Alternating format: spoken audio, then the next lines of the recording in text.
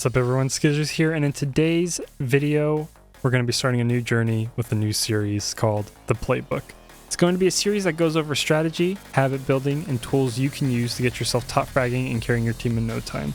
In this video specifically, we're going to be going over the importance of positioning while sniping using the op, what you can and probably shouldn't be able to get away with, and how small adjustments can change the course of your match. Let's get right into it. First things first, we're going to play the clip that we're going to be going over. We're going to be going over two clips, but we're going to go through the first one here, and I'm going to have you guys watch it, and then we'll talk about it. So here we go. 120 mid.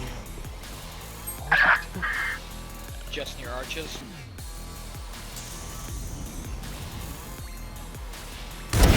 Enemy kill. Another. Yourself.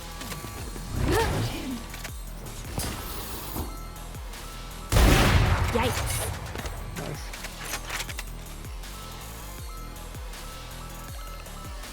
Thirty seconds left. One enemy remaining. Blocking sight. Bye.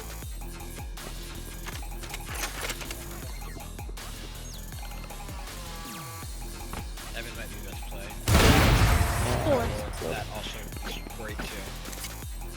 Okay, so first things first, let us go over the big thing that happens at the very start. My teammate dies. So my teammate dies, and now, since he died in U-Haul, is right here, since he died there, the enemy now has the option to go through teleporter over towards B, they can go through U-Haul, or they can just burst into sight. So those are the options they have, right? And I am coming from showers. So the only places I can actually look to maybe take a gunfight or defend is the entrance into U-Haul, or if I peek where they might be coming from. So the very first thing I'm going to want to do here is try to look at either of those locations, the entrance to U-Haul or the entrance to the site. Now Viper throws up a wall, so that plan's already gone at that point. And if I hit play and we start watching this, right, Viper throws up a wall. Now what I end up doing here is I peek, I'm zooming in and peeking to try to take a shot. And there's something important that I want to note with this. So I'm going to play this little part first and then we're going to talk about it. Okay, so if you noticed, I ran through while zooming in. And the importance of that is that if I run through and then zoom in and there's somebody there, there's this window of time where I'm going to have to zoom in with the op before I can shoot accurately, where they can kill me. So if I'm zooming in while crossing over the wall, the second I see somebody, I can hit them. But we have a problem. We have a problem with this specific scenario. And I want to know if you can, you can talk to yourself about it or post in the comments. Either way, what is wrong with this picture right here? I'll give you a couple seconds. Okay. If you guessed my crosshair placement is horrible, then you're right. So my crosshair placement currently is aiming down here, right? We're aiming really low at where their feet are going to be. Their feet and ankles are like right here. And where we should be aiming is right here. We should be aiming about right there, or even a little bit lower. Be somewhere in this vicinity we should be aiming, but we're not. We're aiming down here. This is around the chest, stomach chest height, and there's my one shot. If I shoot them in the legs, they take 127 damage, which is not a one shot, one kill at full armor and full health, being 150. So that's the first thing. Second thing is I'm peeking. Now the peek itself isn't bad that I'm aiming on this side, but if I had better awareness in this clip, I would actually be peeking and aiming right here. And the reason for that is if somebody is crossing while I'm crossing, I'm already lined up to hit that shot. Peeking or aiming here isn't bad because I always have the option to just flick into this box to hit them. But once again, my crosshair placement being as low as it is, where it should be up here. If they ran at the same time or a little earlier than I did, and I end up here and there's a person right here, I'll be able to hit them if I'm aiming a little higher. So crosshair placement is something that you can take into consideration.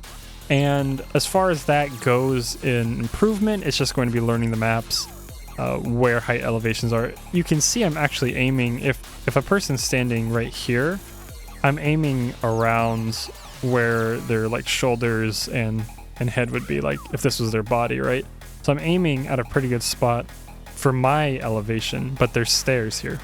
And these stairs make it so a person's going to be, you know, up higher. And so with that, the crosshair placement needs to be worked on. I need to be aiming up here somewhere. So that gets adjusted pretty quickly with it. I end up aiming a little bit higher. This is still stomach height, so it should be just slightly above. I should probably be somewhere around here, but that's okay. For this aim. So as I'm aiming here, I'm looking to take an opportunity to shoot somebody. So that's on. You can see I'm immediately looking. Once again, crosshair placement started here. It should have started here.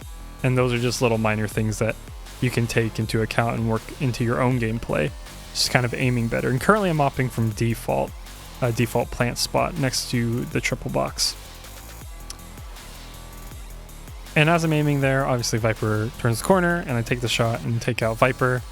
Now, look at the first thing I do. I took the shot on default, but now I've repositioned. Now I'm behind triple.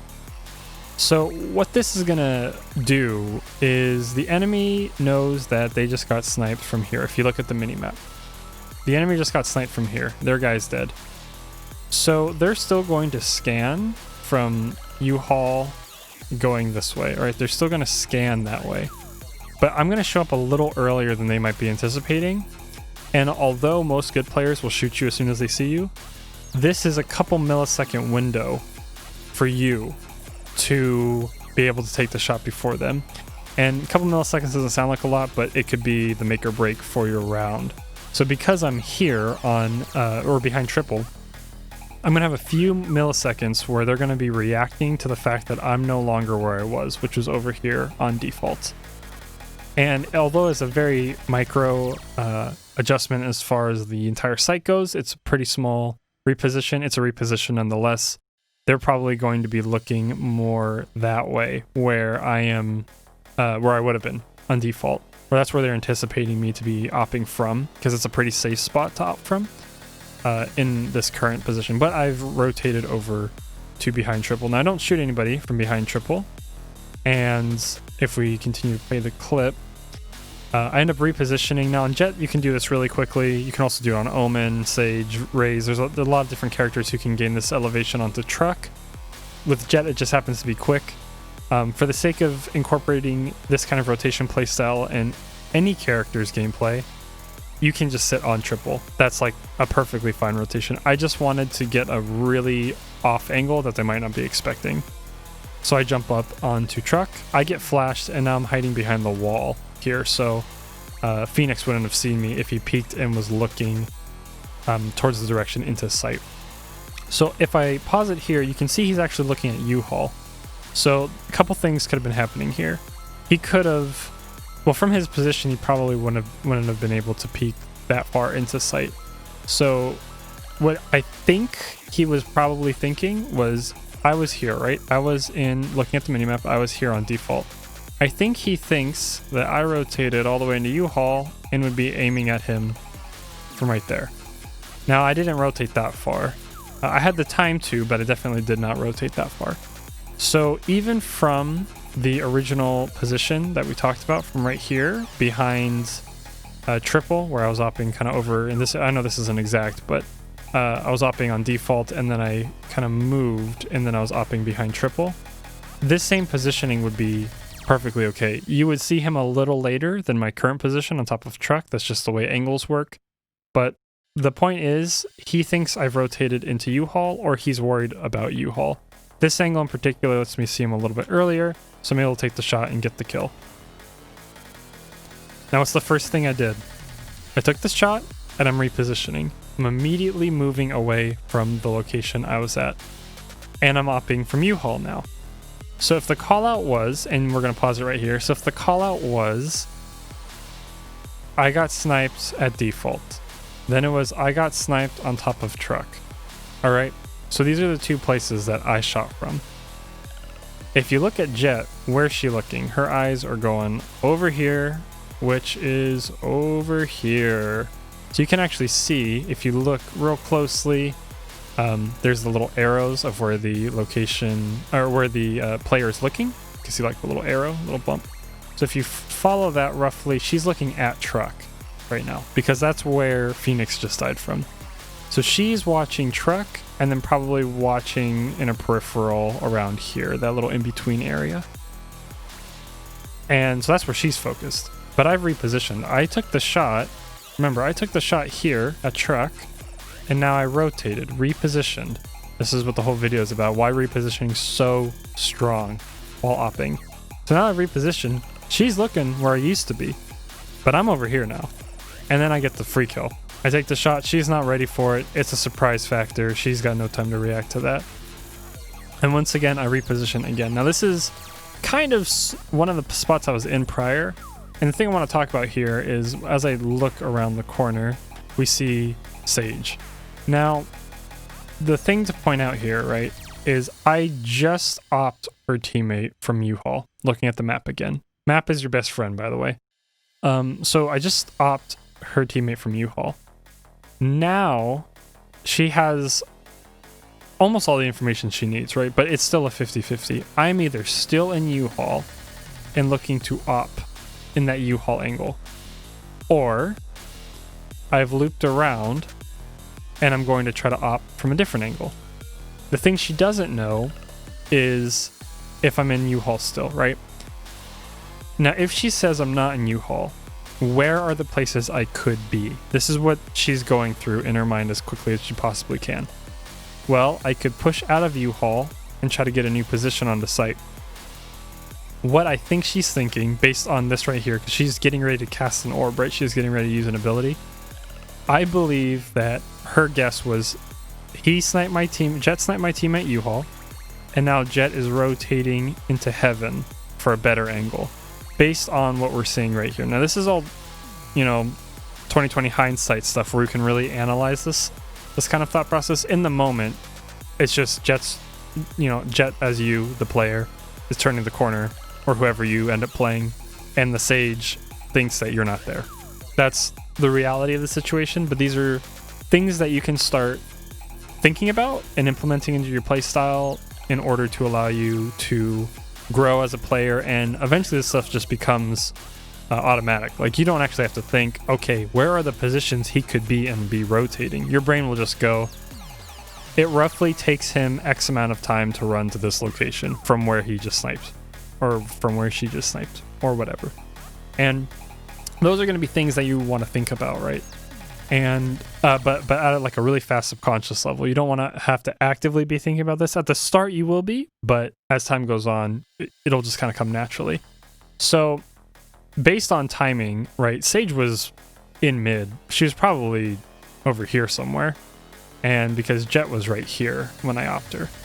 So the only real place I could be, so if Sage was here and she peeked, right, and when I was inside of U-Haul rotating, she immediately saw that I wasn't still here, which means I've rotated through U-Haul. But that gives me two options. I could have gone up and around, or I could have gone where I went. The thing she knows for sure, though, is I couldn't be back at defaults. Why is that? Why does she know that I can't opt from right over here? If he said there was just not enough time to get there, you're right. There's just not enough time from her checking this angle and moving to where she is. The time that it took her to do that is much shorter than me rotating like that. There's just not enough time. I could have still peeked from that angle, but she's already setting up to block that off, right? So Sage's plan here is to block off line of sight, most likely, from heaven and then from default. So if I took the long way around to get more distance, then she's going to achieve her goal. Because if she walls off this, then I have no choice on those.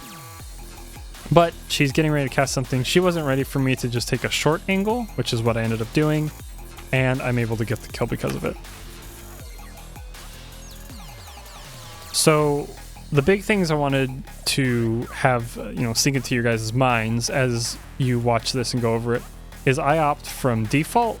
I rotated to behind triple. Then I jumped up onto truck, got a kill on truck. Then I went around the U-Haul, got a kill from U-Haul, and then I loop back around and opt at the angle that I opt from. And you can see how powerful repositioning is, how shooting at different angles. I mean, that jet, if we just go back to the jet snipe, right? She had no idea I was in U-Haul, and that's all due to repositioning. And I was in 2 prior locations, so Jet could even be thinking he is on truck, and then if I didn't pop up, she might be thinking, okay, well, we did see him default, so he might be default, but then she gets opt from U-Haul. And being kind of unpredictable in those scenarios really can give you a huge advantage, as you can clearly see from this tell right here. I've played, I should say, with that other team since we became friends, because this game was really close. And they're all very, very skilled players. So none of them I would even put past them that, they just don't know what they're doing or something. They're all very, very good aimers. And so this was clearly just a strategy repositioning advantage I had, because this person could have headshotted me. They definitely could have killed me. But with the power of repositioning and also having an op, I'm able to secure this kill. So that's the first thing I want to go over. All right, so going through the second clip here, we're going to be going over when you don't need to reposition, or when repositioning might give you a disadvantage. So it's going to kind of be contrary to the first part, but knowing the whole cycle of this thing will be very important. So we're going to watch the clip first, just like the first time. Why would she just walk through? Oh my god.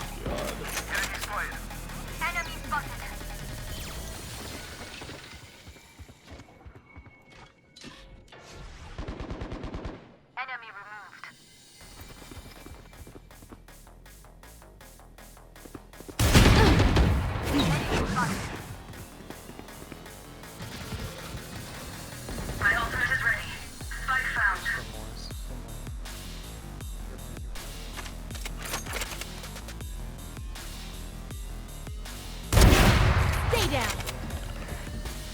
No one's coming mid. He had the spike.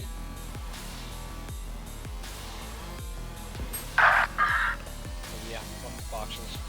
You have both. One enemy remaining. Nice. Nice job, man. All right, so for this clip, first thing that happens, what is it? Viper launches her snakebite at us. And this is the moment where we go, we need to leave. And what are our options for leaving? Our options are, 1, we push out this way. Or that was a really bad arrow. We push out this way.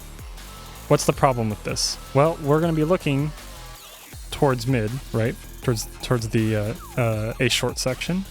I like to call it mid, but towards A short. And we don't know how many people are there. We know Viper's there. We don't know how many other people are there. Or do we? So Viper's shooting Toxic, right? So we know she's there. Our teammate just died. But who did he die to? Sage. So we know at least 2 people are here. So why does that make pushing out a bad idea? Well, it makes pushing out a bad idea because if I swing here and I take out Viper and I kill Viper, right? Sage is there to make the trade, so I'll die. Because I'm using a bolt action sniper rifle, I cannot hit both of them quickly enough.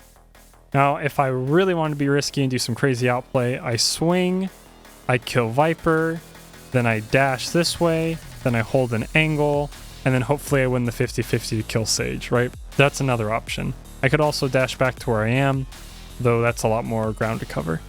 So those are the different options I have. And none of them are very good options because they are incredibly risky. So what is our decision instead? We're going to back up. We're going to get out. We're going to give this area. but not entirely. We're gonna hold the entry angle. Now, there's a very obvious problem, and I don't mean to stump anybody, but a very obvious problem of what happens. Why is what about to happen is not good?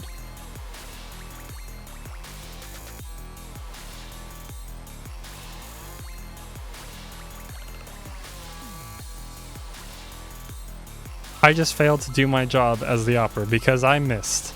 I missed the shot, and now we're going, oh crap, we're in trouble. One, Sage is really close to us. You can still see her foot there. She's really close. So I missed my shot. She can just run in. If she was wanting to really play aggressive, she starts running in this way, throws a slow orb off the wall.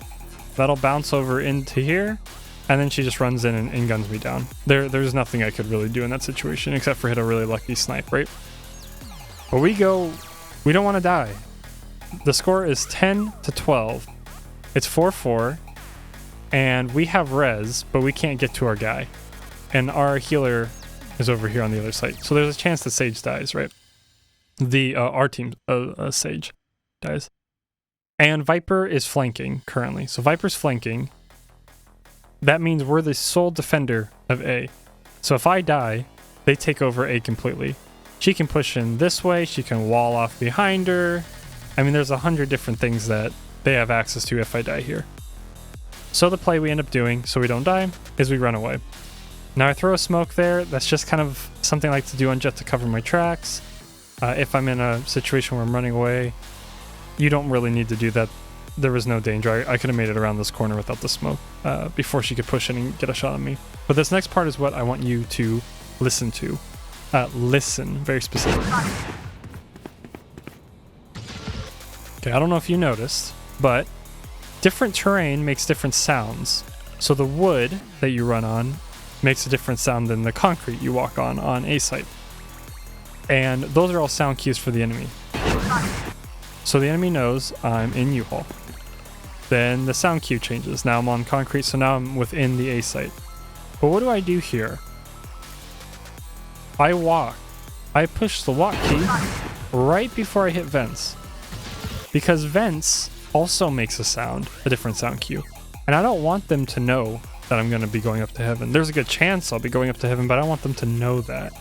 So, the plan here is I run through and I start walking, and I walk all the way up to heaven. So what does this end up doing for us here? Why is walking important right there? Walking is important right there because the enemy knows that I exited U-Haul and got onto site. They don't know, did I go around or did I go around this way? We know showers is clear because Viper came through showers, right?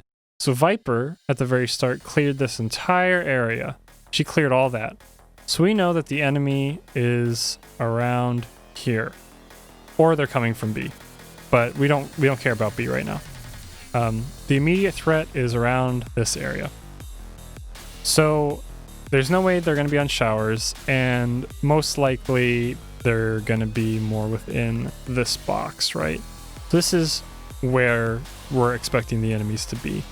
Viper is currently looking towards U-Haul. You can see by that kind of opaque but white vision is just to show you what's being seen by that player. And they can see into the U-Haul entrance. So we actually know nobody's right there. So that means Sage has already entered site. Sage is either here chasing us or she's over here. And this is why the minimap's very important. This is almost like a lesson on why minimap's important. But because I walked, the Sage doesn't know if I went through vents over here or if I went all the way around. Now what we're going to see in one moment is when I end up peeking, Sage is looking down towards vents, which means that she most likely cleared most of this area back here. She probably didn't go all the way over into default, but she knows that generally speaking, I'm probably not over there, which means I'm in vents. Now, what she's thinking is I'm holding vents at a really tight angle. That's based on her posturing. She's thinking I'm holding this super tight angle to try to op her, but I won't be able to see her because she's up there. Now, I've already rotated. I'm not taking that angle. I'm over here. So she took a 50-50 in a sense to be aiming that way. And I'm up here. Now there's one last thing I want to point out that's important with Sage, and then we'll go over to the very last part of the clip, and then we'll clean up and end the video. So right before I shoot her, I want you to notice what she does. I don't know if you saw that. We'll rewind a couple frames. So right before I shoot her, now I didn't pick this up until I started reviewing this clip, but she turns around. What does that tell us? Now I didn't pick this up in game, but this is something to maybe consider. So she turns around and looks back towards where she came from, right? She's looking back this way for flanks. So what that tells us is that she doesn't have any teammates back here. Now we know that because Viper's right here. But what that tells us is there's nobody in this immediate area. There's nobody that followed Sage. Because Viper's here, and Sage is looking where she was. She's looking at this area where I just kind of colored in, right? But she has no reason to look there if she has teammates there, because her teammates could be in U-Haul watching this angle. They could be over in this corner, right? They could be in this corner watching U-Haul or watching a tight angle where Viper is.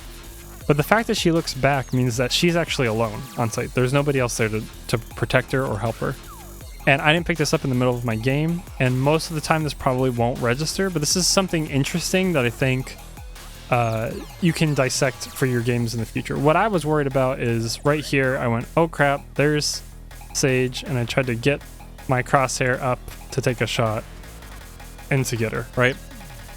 So what that is a tell of when she turned around is the site is clear. We have defended the site. There's two players. We don't know where they are, but we do know that Viper cleared all this and through there.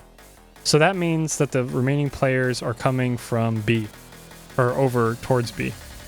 And now the players have a lot of options. They can go this way, they can loop all the way around, they can go all the way around and then go through here. They have some options, but we do know that they're coming from that side of the map. We are starting to clear long, and I believe that Viper ends up calling out that she hears somebody. Okay, Sage said that she heard one mid, which I'm not sure. Maybe she was hearing somebody like right here, right? She heard somebody kind of in this area, rotating through market. And what that tells us is that they're going to rotate through market and they're going to go to where Viper is. So we're going to try to position ourselves thinking that they're not going to take the time to loop all the way around and then go into showers. So we're not even going to worry about showers. The only place that we know they can come from is this side of the map, and the closest angle is right here.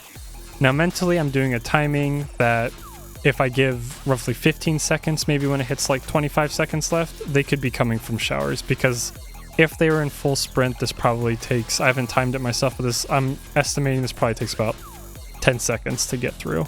So those are just things that I'm thinking of while I'm playing. So we go to reposition, and we're like, okay, they're mid. I reloaded, I only had 2 bullets left. And now I'm holding this angle, and I kind of dip back. Now Viper's dead. We know that at least one's there. And we know that they're running together, so we have the guess that they're both there.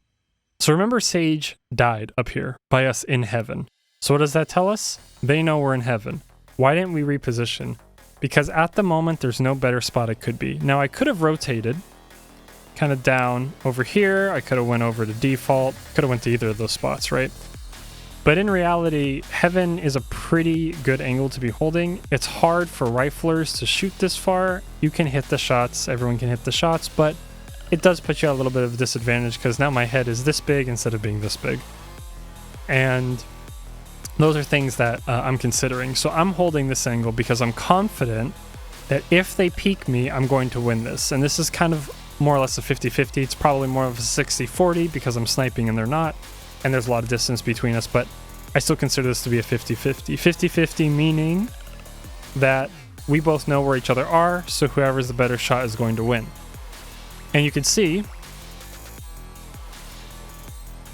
you can see that right before I snipe him, enemy Jet is staring directly at me because enemy Jet is going, the last call out was that I was in heaven. So Jet is looking at the minimap. If you look at the minimap, Jet's looking right at me. I'm looking right at her. And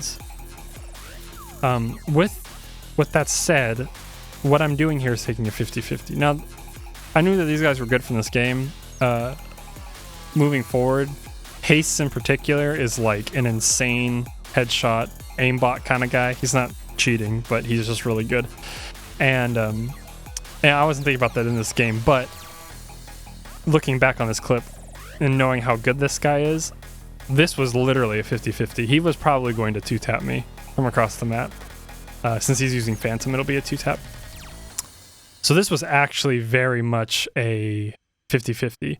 Now I happen to hit the shot and get the kill. And I do something very subtle as Phoenix is peeking. Now these guys are pretty good with callouts. You don't necessarily have to assume that your teammates are going to be, or the enemies are going to be calling out to this extreme. But I sniped and opt from the left side of the door, and now I'm opting from kind of the middle / right side, right? I'm kind of opting from a different angle. If you were to split heaven in half, I opt from here, and I'm opting from here, right? And it's a really slight micro adjustment. But the thing to take away from it, and the thing I want you guys to take away from it, is if they had called out backside of heaven, kind of the right corner. For them it'd be the right, for us it's the left, right? So it'd be right corner of heaven. That would be their call out. He's aiming at me. He's looking at me. He's looking right at heaven. But if my head is right here, we'll just say, if my head's right there, he might be aiming right here.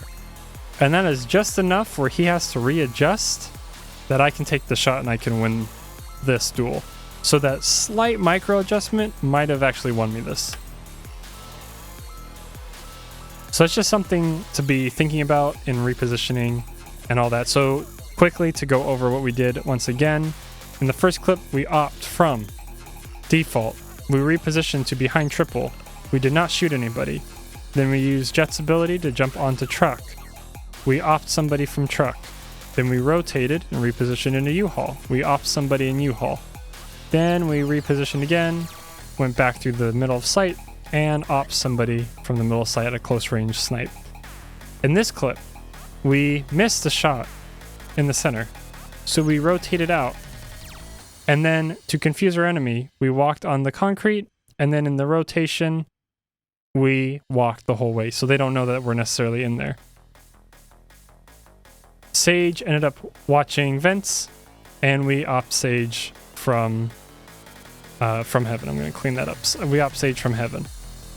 Then from heaven, we held mid, so we held our line of sight, which would be like that angle, and we opt one. We slightly repositioned to the right, just a little bit. I know that's not, you have no vision there, but I'm just doing that little X for repositioning purposes. And then we opt somebody again in mid with a slight reposition. So that's why holding potentially the same angle could be a good idea, and also why repositioning is very important. And even slight repositioning changes, little micro adjustments, can make all the difference in your games. I hope that this video was useful to you guys. I hope that this in-depth dive into opping and repositioning was helpful and valuable to you guys. For the rest of the series, we're going to be going over different strategies and different situations and contexts that might be able to help you guys improve your gameplay and implement into potentially habits for you that you don't even have to think about anymore. You'll just do stuff and it'll help improve your gameplay overall. So with that said, be sure to like, comment, and subscribe as the usual YouTube stuff goes. Subscribe for more educational Valorant videos. Like I just said, like the video if you liked it, comment if you want to make any suggestions or have any feedback for the video. And with that said, guys, we'll see you next time.